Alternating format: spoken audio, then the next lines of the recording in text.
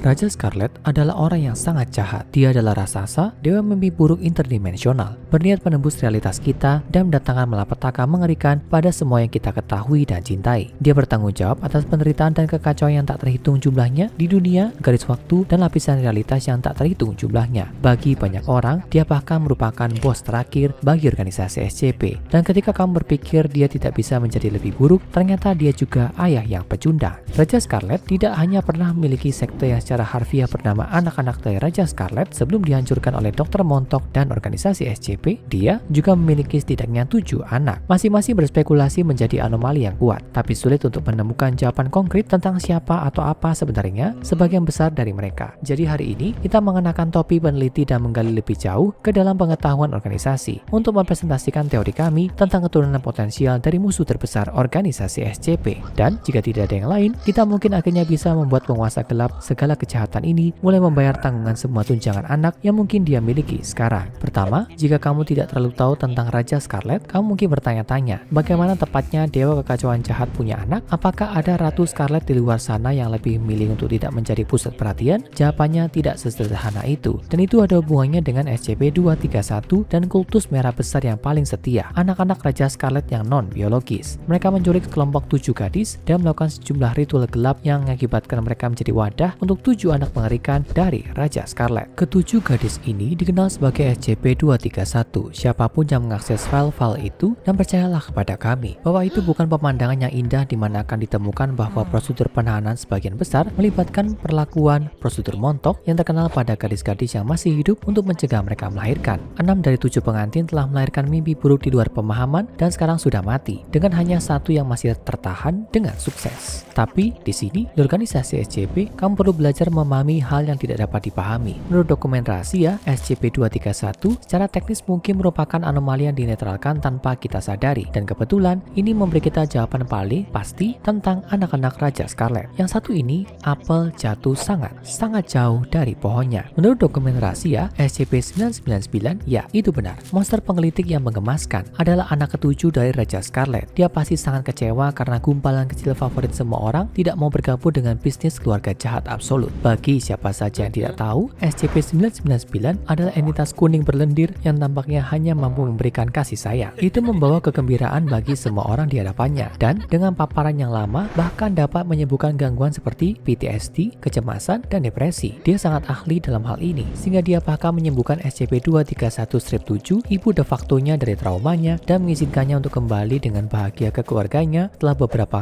perawatan amnesti. Raja Scarlet memiliki alasan bagus lainnya untuk merasa malu dengan putranya yang ceria dan gemuk. Ramalan David kuno menyatakan bahwa SCP-999 suatu hari nanti mungkin menjadi begitu kuat sehingga kekuatan cinta dan kebaikannya mengalahkan kejahatan dan kekacauan Raja Scarlet. Anggap saja dia sebagai Luke Skywalker untuk Scarlet King sebagai Darth Vader. Meskipun kita mungkin tidak bisa mengharapkan pertarungan lightsaber yang keren di antara mereka dalam waktu dekat. Betapa mengecewakan. Jadi, jika SCP-999 adalah domba hitam yang pendiam, sensitif dari keluarga Scarlet, siapa anak emas yang membuat ayah jahatnya bangga? Chip asli dari blok lama itu adalah teman kita yang terkasih, reptil SCP-682, kadal jahat yang sangat tersirat sebagai anak dari Raja Merah. Jika kamu benar-benar tahu tentang 682, reaksimu untuk mengetahui bahwa dia adalah bibi dari kekejaman yang dipersonifikasikan mungkin adalah, ya, itu masuk akal. Sama seperti SCP-999 adalah anak muda Raja Scarlet yang optimis dan polos, 682 seperti remajanya yang gelisah masih di tengah fase misantropis. Dia tidak menunjukkan tanda-tanda akan pergi dalam waktu dekat. Fakta bahwa 682 tampaknya menganggap segala sesuatu tentang dunia di sekitarnya benar-benar menjijikan menjadi sifat yang dia warisi dari ayah tuanya yang tersayang. Dan fakta bahwa dia tampaknya sangat mustahil untuk dibunuh juga memberikan kepercayaan pada teori populer bahwa dia memiliki darah dewa mimpi buruk mengalir melalui pembuluh darahnya. 682 juga mulai menunjukkan kebencian khusus untuk 999 sejak insiden di mana 999 mengelitiknya untuk tunduk. Jadi makan malam keluarga mungkin lebih canggung untuk keduanya. 999 dan 682 adalah anak-anak yang paling pasti, tapi itu masih menyisakan 5 anak lagi untuk diidentifikasi. Perlu diingat bahwa air semakin keruh dari sini, tapi kami telah mencari jauh dan dalam melalui arsip organisasi untuk menemukan jawaban yang mungkin. Jika interpretasimu berbeda, ingatlah bahwa ini hanya teori. Sebuah teori SCP terungkap. Untungnya kita punya beberapa bantuan di sini. Kisah debu dan darah mengisyaratkan apa yang masing-masing dari 7 anak Raja Scarlet wakili, dan itu dapat membantu kita mempersempit pilihan kita di sini. Untuk menempatkan menempatkan segala sesuatunya ke dalam perspektif, diyakini bahwa 682 adalah anak keempat yang lahir, mewakili amarah, dan 999 adalah yang ketujuh, mewakili harapan. Menurut kisah ini, anak pertama dari 7 bersaudara mewakili kekuasaan, dan sebagai hasilnya terampil dalam cara berperang dan memiliki kekuatan untuk memimpin pasukan raja menuju kemenangan. Menurut salah satu ahli teori organisasi, anak ini berpotensi menjadi SCP-239, juga dikenal sebagai anak penyihir. Entitas ini sangat kuat sehingga sebagai bagian dari prosedur penahanannya itu selamanya dalam keadaan koma. Mengapa? Karena anak yang tampaknya normal ini memiliki kekuasaan atas kenyataan dan dapat mengubahnya sesuai keinginannya.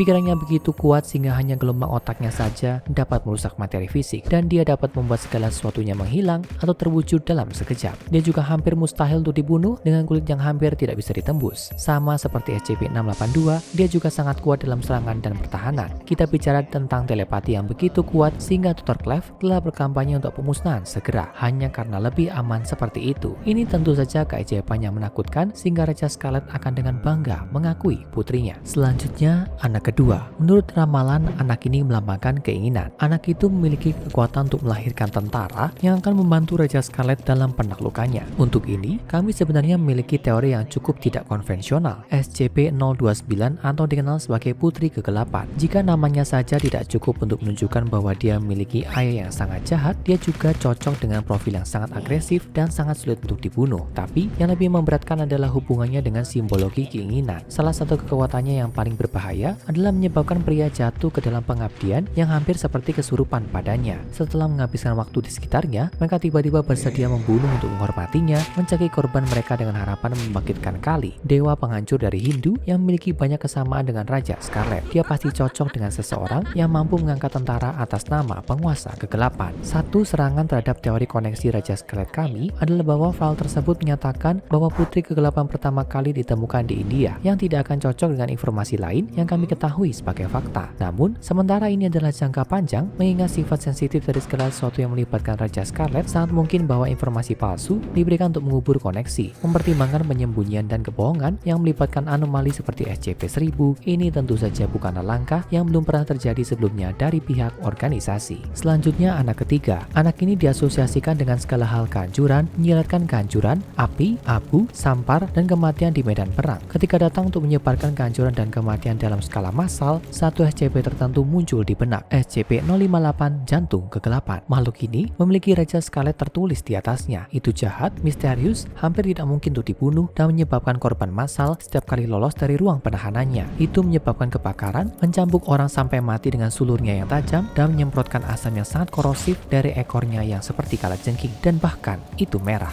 Mengingat bahwa kita tahu pasti entitas ini tiba-tiba muncul dari sesuatu yang sekarang telah dihapus dari catatan di lokasi yang dirahasiakan, sangat mungkin bahwa entitas 058 berasal adalah dari SCP-231-3. Ini adalah anak yang pasti akan dibanggakan oleh Raja Scarlet. Mengingat itu tidak mungkin untuk bernegosiasi dan merasa semata-mata termotivasi dengan menyebabkan kehancuran, kesengsaraan, dan kekacauan. Kami tidak bisa memiliki entitas manapun yang lebih cocok dengan julukan kesedihan selain SCP-058. Selanjutnya, melewati SCP-682, di nomor 4, anak kelima dari Raja Scarlet dikaitkan dengan konsep kekurangan. Nubuat itu kemudian masuk lebih detail, mengatakan bahwa anak ini kuat dalam hal sihir dan mampu menggunakan kemampuannya untuk menyebabkan kehancuran besar. Di sini, kita punya proposal lain yang tidak biasa. Bagaimana jika anak nomor 4 sebenarnya bukan anak tapi anak-anak? Itu karena kami pikir deskripsi ini sangat cocok dengan SCP-1765, saudara perempuan mengerikan dan pengacau realitas yang kami pikir sebenarnya adalah kembar 3 dari pengantin kelima Raja Scarlet. Dengarkan kami, ini sebenarnya adalah beberapa musuh paling kuat yang pernah dicoba ditahan organisasi, dan kami tidak tahu apa-apa tentang masa lalu mereka sebelum diikat ke beberapa benda oleh tangan ular. Pengacau realitas sadis ini sangat kuat sehingga satu-satunya tindakan yang dapat diambil organisasi terhadap mereka adalah membiarkan mereka memiliki kekuasaan bebas atau lokasi penahanan yang saat ini mereka huni. Yang bisa dilakukan organisasi hanyalah berharap mereka tidak pernah bosan menyiksa orang-orang di dalamnya. Seperti yang kita semua tahu, Raja Scarlet membenci sains, kemajuan, dan ketertiban. Jadi mungkin hukuman yang sempurna untuk organisasi di matanya adalah memberi mereka obat mereka sendiri. Saudara perempuan, meskipun terutama pemimpin kelompok mereka adalah bayangan sesat dari kecintaan organisasi terhadap metode ilmiah, mereka memakai metode ini dan menggunakannya untuk aktivitas yang menurut Raja Scarlet jauh lebih menyenangkan, menyiksa dan membunuh orang. Setiap kali si licik kembar 3 ini menetapkan pikiran mereka untuk itu, sihir mereka yang sangat kuat mampu menyebabkan kehancuran besar seperti ramalan untuk keturunan mempelai kelima. Dan Dan akhirnya, anak keenam dari Raja Scarlet, konsep yang terkait dengan yang satu ini adalah tersembunyi. Artinya dapat mengubah wajahnya dan berjalan tanpa disadari melalui penciptaan. Itu juga dikatakan memiliki tanggung jawab untuk membuka jalan antar dunia dan membiarkan perang untuk mengakhiri semua perang untuk memulai terlebih dahulu. Ada banyak sekali tebakan untuk ini, dengan beberapa bahkan menyarankan SCP-055 anti-meme. Tapi karena kami bersenang-senang di sini, kami ingin membuat saran yang lebih liar. Kami berpendapat bahwa anak keenam dari Raja Scarlet adalah Allison Chow, juga dikenal sebagai LS dan Ratu Hitam, anggota tangan ular yang paling kuat. Kami mengerti, kami punya banyak penjelasan yang harus dilakukan, tapi dengarkan kami. Allison Chow adalah anggota tangan ular atau secara teknis banyak anggota. Beberapa versi dirinya ada di dimensi paralel di multi dunia SCP. Mereka kebanyakan adalah putri terasing dari peneliti organisasi Dr. Charles Gears. Kerenggangan ini membuat mereka berkolaborasi di perpustakaan pengembara, markas rahasia tangan ular, untuk melakukan penggerebekan di organisasi sebagai pembalasan dendam. Tapi, bagaimana jika pemimpin para Allison alternatif ini memiliki motif tersembunyi? Karena dalam jumlah tak terbatas, kemungkinan yang ditawarkan oleh multi dunia yang ini bukan putri Charles Gears, tapi Raja Scarlet. Dia hanya menggunakan rasa sakit rekan-rekannya untuk memanipulasi mereka untuk mencapai tujuan ayah kandungnya, merusak organisasi SCP. Mari kita uraikan. Anak tersembunyi dinubuatkan untuk berjalan tanpa diketahui melalui penciptaan. Allison Chow tidak hanya tampak seperti manusia. Penggunaan SCP-268, topi penjual koran yang menyebabkan pemakainya tidak terperhatikan, memungkinkannya untuk berjalan di mana saja di seluruh ciptaan tanpa terdeteksi. Tapi yang paling penting dari semuanya, anak tersembunyi dikatakan sebagai orang yang membuka jalan bagi masuknya Raja Scarlet ke dimensi kita. Dan Allison Chow memiliki akses ke perpustakaan pengembara, titik akses tak terkekang antar dimensi. Jika salah satu dari para Allison yang tak terbatas adalah putri rahasia Raja Scarlet, bukankah perpustakaan pengembara akan menjadi cara yang sempurna baginya untuk meninggalkan dimensinya sendiri dan memasuki dimensi kita? Dia bisa menjadi bagian terakhir yang dibutuhkan, tersembunyi di bawah hidung organisasi dan tangan ular, membuat semua kekuatan rahasia bermain untuk memungkinkan balas dendam berdarah Raja Scarlet di dunia kita. Kecuali, tentu saja, SCP-999, kekecewaan keluarga, menghentikannya terlebih dahulu. Kami menyadari bahwa beberapa dari teori ini mungkin tampak mengejutkan, tapi ketika terkait dengan anomali, terutama Raja Scarlet, satu-satunya hal yang dapat kamu harapkan adalah yang tidak terduga. Apakah kamu setuju dengan teori kami? Jika tidak, menurutmu siapa anak-anak Raja Scarlet? Beritahu kami di kolom komentar. Satu hal yang pasti, kami berharap kami tidak pernah bertemu dengan anak-anak jahat dari tiran yang mengerikan ini, kecuali monster penggelitik. Tentu saja, dia bisa bergaul dengan kita kapan saja. Sekarang, tonton SCP-001 Raja Scarlet dan SCP-999 monster penggelitik untuk informasi lebih lanjut tentang Raja Scarlet dan anak-anak yang tidak sesuai dengannya.